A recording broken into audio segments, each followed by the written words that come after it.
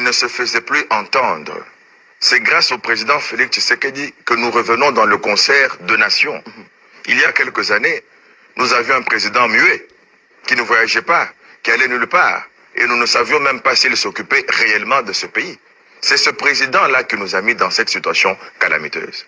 La situation est en train de changer. M. Félix Tshisekedi n'est pas responsable de ce qui s'était fait.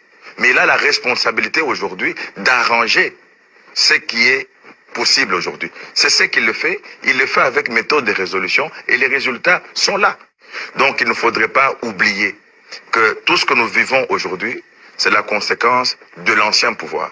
Le président Tshisekedi a pour mission divine de nous sortir de cette guerre injuste, d'installer la paix et d'instaurer la paix au Congo et de permettre au peuple congolais de vivre paisiblement dans ce pays et de jouir de la richesse que Dieu nous a donnée naturellement.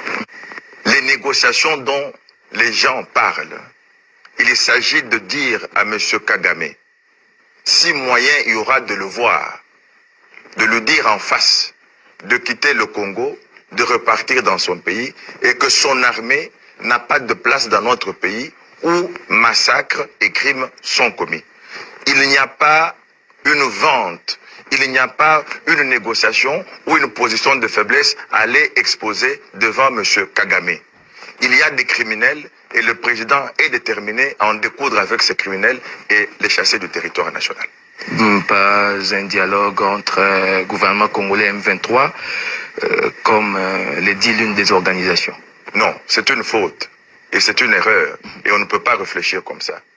La stratégie du Rwanda, c'est de nous faire discuter avec une coquille vide qui est en réalité une marionnette rwandaise pour établir la théorie selon laquelle le conflit est entre Congolais et avoir l'occasion de ne pas avoir les sanctions puisqu'ils ont peur des sanctions.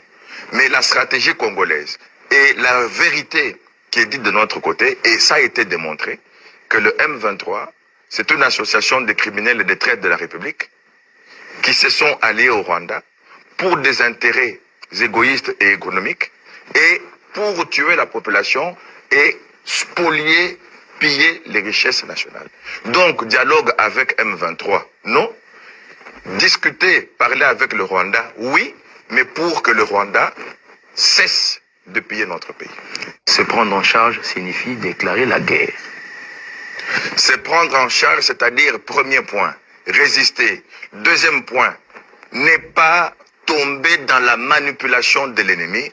Et troisième point, chasser l'ennemi. Et tout cela, ça s'appelle une guerre qui doit se